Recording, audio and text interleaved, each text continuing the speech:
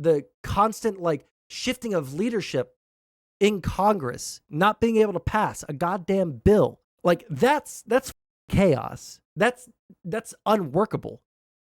Our entire system is ground to a halt because the Republicans don't want to hand a single W to Biden, even if it's something that they would normally support. Nothing got through in a bipartisan manner under Trump. Trump wasn't able to negotiate with the Democrats because his entire thing was attack, attack, attack, attack, attack. And there was no, consolation, and there was no, compromise. There was nothing like that. Meanwhile, when Biden gets into office, like we can see a ton of compromise in almost every single bill that is passed under Biden. There are so many things, I'm not going to lie, happening across the country that makes me feel like Republicans are trying to throw the election. Because in their heart of hearts, they know that another 4 years of Trump would actually kill us. There's something like Margerie Taylor Greene ousting another Speaker of the House, like multiple states that are Republican states pushing hard to have the most restrictive bills that they possibly can. Like not something that they couldn't wait until after the election to do, by the way. They could wait until after, and they could just say like, you to the constituents if they actually cared about the issue, right? But like you look at all of these states, look at North Carolina, I believe, that has the guy that's running for governor who's like this Nazi apologist, like openly Nazi apologist. Like he says that like what Hitler did wasn't that bad. He questions the numbers on like how many Jews were killed in the Holocaust. He talks about like black people acting like apes and monkeys. He says the most like crazy shit that you could possibly imagine. Just like political suicide shit. Like when we look at 2016 Trump and what our attitudes back in 2016 were, we would see the stuff that he said, like rapists, murderers, and thieves. We're like, disqualifying comment for, if there was someone like saying, yeah, I don't even know if there were 6 million Jews killed in the Holocaust. There would be no support for that person for president. Why the did this guy make it through the primaries in North Carolina? Why, when abortion is like the biggest motivator for Democrats to go out and vote, are important states like, I know Arizona is one. I know Florida is one. I believe Georgia is one. Alabama, they're not going to swing out support for, Democrats aren't going to win there ever. But like the crazy shit going on in Alabama with the IFV stuff, right?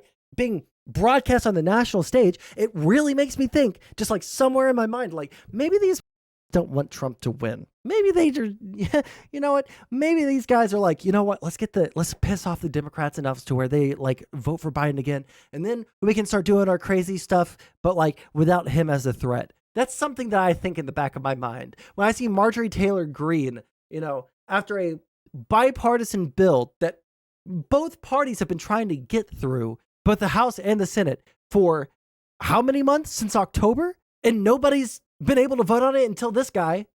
And now she's going to oust a second speaker in 6 months? It makes me feel like they're trying to throw the election.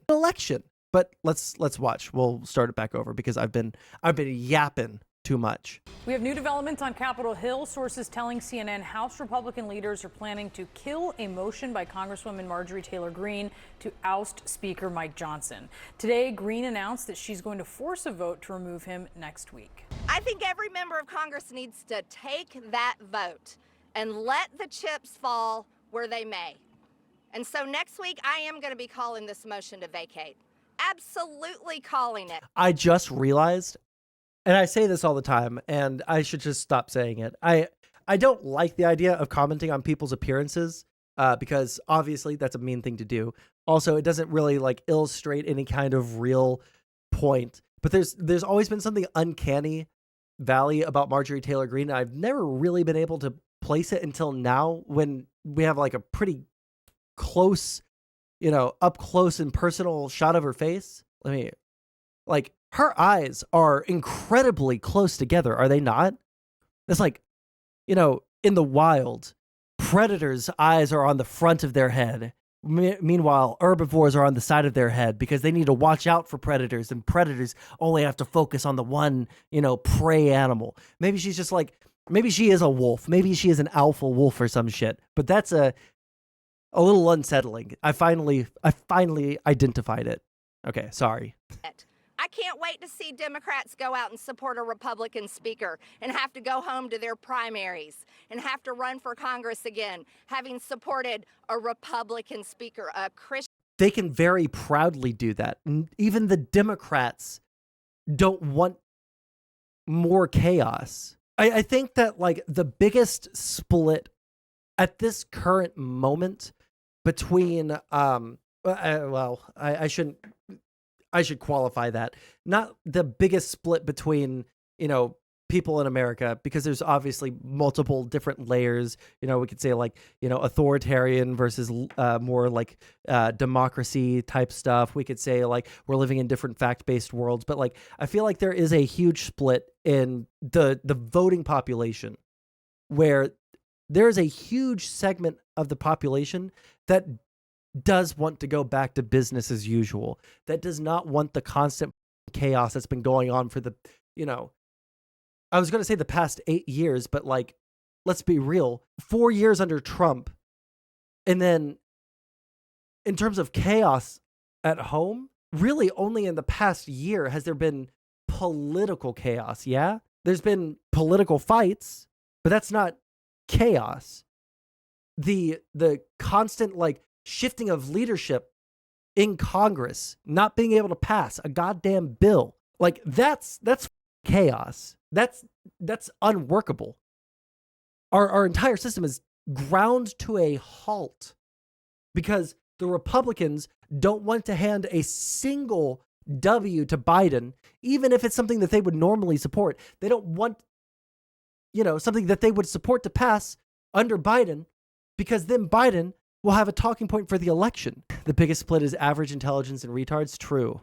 And everyone in my chat is at least average intelligence. Anyways, but like, it's just, I think that Democrats who vote to keep the current speaker in the House, even if he's a Republican, keep him as speaker, they can go and say, hey, listen, do I like voting for a Republican speaker? No. But do I want us to have a stable democracy? Do I want us to have a stable government where we can actually get things done, where we can work in a bipartisan manner like we did for this recent Ukraine, Israel, Taiwan aid package, where we can work together to pass important bills? Yes, that is something that I do want. I voted to keep Speaker Johnson as the speaker, even though he's a Republican. Why? Because I want to get shit done.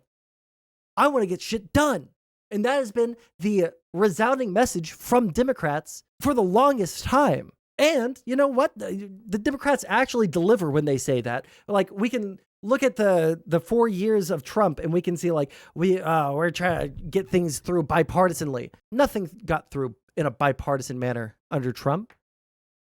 Trump wasn't able to negotiate shit with the Democrats because his entire thing was attack, attack, attack, attack, attack. And there was no, consolation, and there was no, compromise. There was nothing like that. Meanwhile, when Biden gets into office, like, we can see a ton of compromise in a ton of compromise in almost every single bill that is passed under Biden. And it's really, really cool. As someone that is a politics junkie, as someone that is like hoping to go into I don't know if I'd ever like run for office necessarily, but like helping with campaigns and helping with outreach and helping with fundraising and helping get people elected to office that I think are good, candidates for office, people that will actually help American, people. Like, to see things like the infrastructure bill or the CHIPS Act or the Inflation Reduction Act or the American Rescue Plan or, any of the myriad huge bills that have gotten through under the Biden administration, all of these things required intensive work and cross speak from both parties to come to a consensus on something that we can pass, both in the Senate and in the House. And they delivered. And that's what people want, I think, right now. I think people are tired of the constant chaos. So yeah, Margerie Taylor Greene, give the Dems another W. Christian conservative. I think that'll play well. I'm excited about it. Let's get up to Capitol Hill and see action from lawmakers. Yeah, Margerie Taylor Greene, Alex, you heard there, pushing forward with her plan. She says that she will bring this motion to vacate to the floor at some point next week. And at that press conference this morning, she stressed that she's doing so because she wants to get each and every member on the record for that. But the reality of this... Really quick, don't underestimate the power of leftists wanting to lose, because they see Biden working with Republicans as a bad thing and want Biden to unilaterally do everything he can. Here's the real cheat code. Lefties have no political power in the United States. They have social power, but they have no political power. One very interesting, I think it was a study on polling. I think it came out of Florida, of all places. No. It came out of Georgia, which is why it was so interesting, is that there was this huge study where they were like asking people, who would you vote for in the election today? Or who are you supporting in the election? And Biden had like 36%, and then Trump had 45%. There were a bunch of people saying, I'm not going to vote at all, right? And then they were like, okay, right now, you are given no, or they said they're either not going to vote or they're going to vote third party, right? Then you see people get asked the same question, but slightly different. You have to vote for someone today. The only candidates are Trump or Biden, and there is no abstaining. Who are you voting for? I think Biden broke 50%. He went from 36% support when there was like an option besides Biden or the option to abstain. And then like when it came down to it, like, all right, it's election day. You have to vote Donald Trump or Joe Biden. Almost all of the people that were either abstaining or voting third party went over to Biden. That's very interesting. I've been saying for years now that we are seeing the dying gasps of the Republican Party, and as with all death throes, it will only get worse before it gets better. I don't know. Well, I guess I can imagine how it could get worse, but like for it to get worse than this is a very scary thought. I pull this up later in stream. No. This effort is that it will not succeed, and that's because of that significant announcement yesterday by House Democratic leadership saying that they will, in essence, kill this resolution and save Speaker Johnson, voting with some Republicans here. And the reality is that many Republicans in their conference are not in support of what their colleague is doing. Here's what my colleague Manu collected from this morning on Capitol Hill hearing from after Margerie Taylor Greene said that she's... And honestly, all the Democrats have to do is give enough support from like centrist Dems to push Johnson over the edge. I don't think there are nearly enough Republicans to actually oust him without Democrat support. Pushing forward with this effort. I disagree with that. Why? Margerie had every right to do it, but it's not the time. I wish she wouldn't do that. I wish she would. You know? God, you know what? People hate on the South all the time. But listen to these old Southern men. Well, I wish she wouldn't do that. Forward with this effort. I disagree with that. Why? Margerie had every right to do it, but it's not the time. I wish she wouldn't do that. That's sad to hear. You know, we got more important things to work on instead of that. Bless her heart.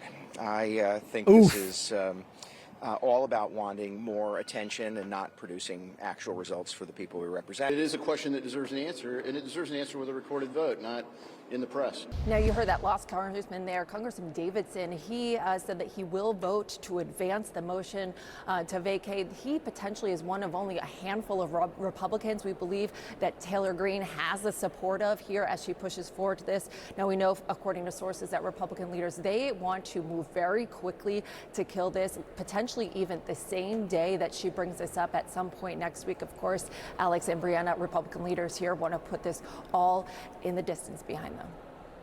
Bless her heart. That was one of the most loaded bless So her hearts condescending. that I have heard. Bless your. There is no, if you live in the South, you know this, all right? I've lived in the South my entire life. There is never a moment where someone says, bless your heart, where it's not loaded with something else. There's something underneath that bless your heart. It's never a good thing. All right. It's either pity or it's hatred. It's either, oh man, you poor stupid bastard, or it's you dumb stupid bastard. There's literally nothing else. All right. If you live in the South, you know, and you're just gonna have to take our word for it. The good old bless her heart, not anything close to Southern. I know that. What's that supposed to mean? Yeah, that shit. You hear that coming from someone, bro? That cuts. That. If you guys haven't already, please subscribe to the YouTube.